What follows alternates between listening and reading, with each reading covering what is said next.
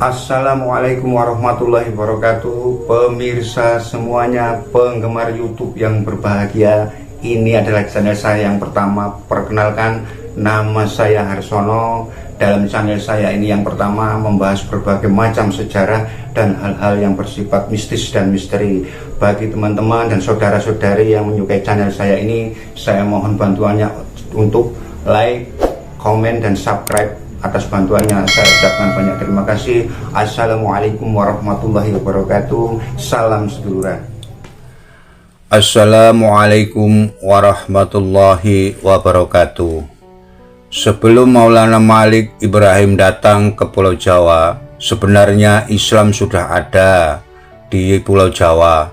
Dan sebagai bukti adanya Islam di Pulau Jawa, sebelum kedatangan Maulana Malik Ibrahim, yaitu adanya makam seorang wanita yang bernama Fatimah binti Maimun, meninggal pada tahun 475 Hijriah atau tahun 1082 Masehi. Jadi sebelum zaman Wali Songo, Islam sudah ada di Pulau Jawa, terutama di daerah Jepara dan Leren.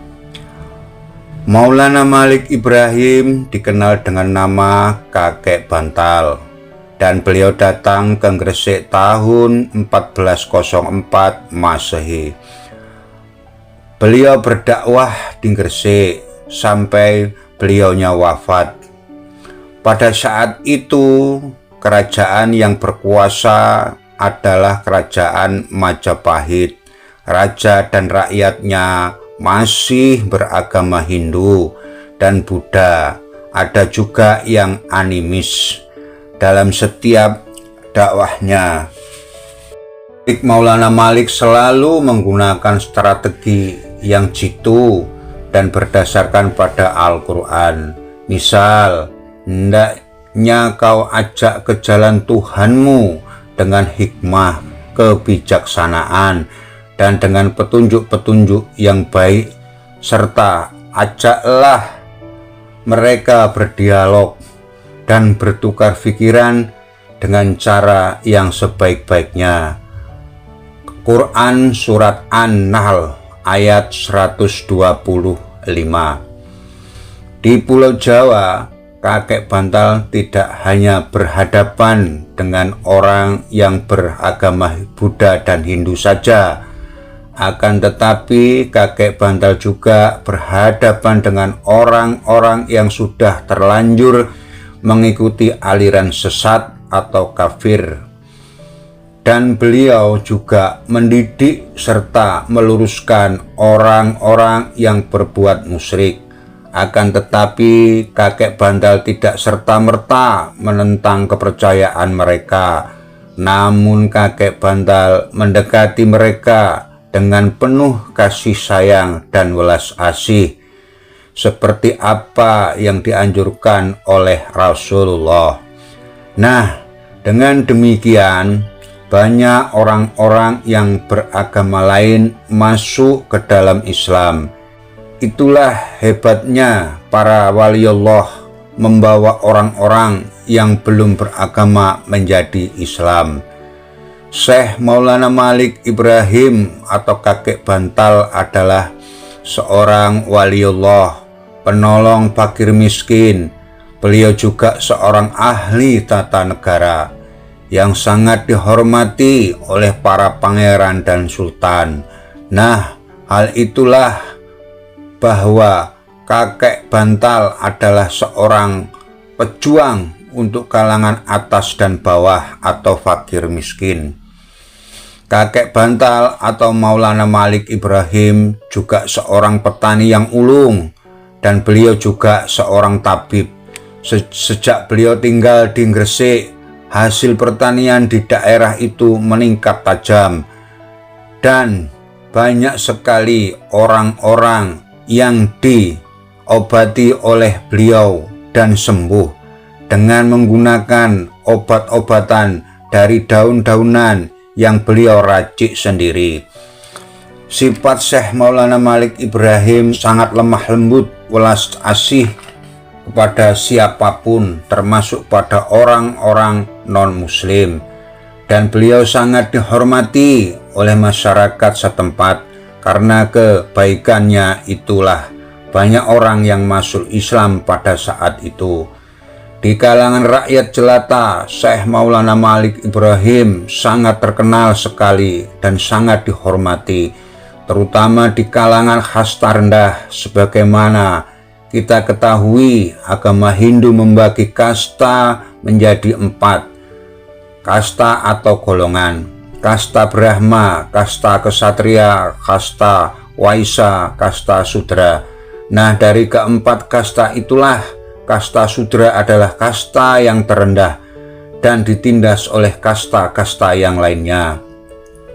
Syekh Maulana Malik Ibrahim menjelaskan kepada mereka semua bahwa di dalam agama Islam tidak ada perbedaan satu sama lain atau kaya sama miskin. Yang membedakan seseorang di mata Tuhan atau Allah adalah karena ketakwaannya dan ibadahnya pada Allah. Mendengar keterangan yang diberikan oleh Syekh Maulana Malik Ibrahim tadi, banyak dari kalangan kasta Waisya dan kasta Sudra yang masuk Islam. Syekh Maulana Malik Ibrahim sangat bijaksana dalam setiap menangani setiap masalah yang ada, dan beliau pun selalu menjawab pertanyaan-pertanyaan yang dilontarkan pada beliau dengan bijak pula, baik itu dari orang muslim sendiri ataupun non-muslim. Contohnya sebagai berikut: seperti apa yang ditulis dalam buku History of Java karangan Sir Stamford Raffles. Ada yang bertanya kepada beliau, apakah Allah itu? Beliau menjawab dengan singkat dan jelas, Allah adalah zat yang diperlukan adanya.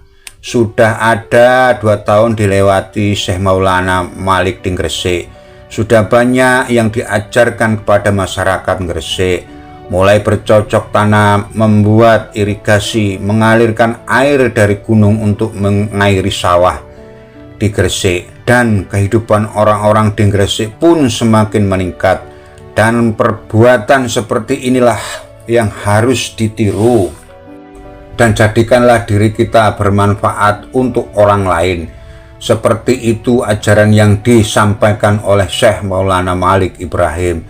Setelah banyak mengislamkan warga Gresik, dan ada kekhawatiran dalam hati Syekh Maulana Malik Ibrahim, karena Gresik masih menjadi wilayah kerajaan Majapahit, sedangkan Raja Majapahit yaitu Brawijaya masih beragama Hindu. Pasti akan terjadi ketegangan di kemudian hari. Oleh karena itu, Syekh Maulana Malik Ibrahim ingin mengajak Raja Majapahit masuk Islam, dan hal itu diutarakan kepada sahabatnya dari Cermin. Ternyata Raja Cermin juga punya maksud yang sama.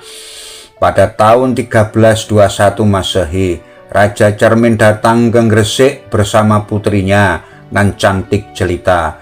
Putri raja tersebut bernama Dewi Sri, dan misi mereka adalah untuk membimbing putri-putri Raja Majapahit mengenal Islam. Kemudian rombongan raja tadi bersama dengan Syekh Maulana Malik Ibrahim menghadap Brawijaya Raja Majapahit. Usaha untuk mengajak Brawijaya masuk Islam gagal. Brawijaya tetap tidak mau masuk Islam dan tetap mempertahankan agama lama yang dianutnya, yaitu Hindu. Brawijaya mau masuk Islam kalau Dewi Sri mau menjadi istrinya. Dewi Sri menolak. Mereka kembali ke Gresik dan mampir untuk beristirahat di Leran. Waktu istirahat di Leran Lamongan, Dewi Sri terserang wabah penyakit dan akhirnya meninggal. Kabar kematian Dewi Sri sampai juga di telinga Prabu Brawijaya. Karena saking cintanya kepada Dewi Sri, Raja Brawijaya pun menyempatkan diri di pemakaman Dewi Sri dengan upacara kebesaran. Dan di lereng itulah Dewi Sri dimakamkan atau dikebumikan. Setelah Dewi Sri dikebumikan, rombongan dari Carmain pun pulang ke negerinya. Setelah kepulangan rombongan dari Cermin, maka Brawijaya menyerahkan daerah Gresik untuk diperintah sendiri di bawah kedaulatan Majapahit. Penyerahan daerah Gresik itu hanyalah siasat dari Prabu Brawijaya agar rakyatnya yang ada di Gresik tidak memberontak karena rajanya masih beragama Hindu. Sesuai dengan ajaran Islam, itulah yang menjadi dasar pemerintahan Syekh Maulana Malik Ibrahim. Dan hidup harus penuh kedamaian, walaupun dengan orang-orang non-muslim. Demikianlah sejarah Syekh Maulana Malik Ibrahim dalam menyebarkan Islam di Gresik dengan penuh kedamaian, dan beliau dianggap dari ayah Wali Songo atau ayahnya Wali Songo. Beliau wafat di Gresik pada tahun 882 Hijrah atau 1419 Masehi, dan makamnya di Gresik. Sekian dan terima kasih.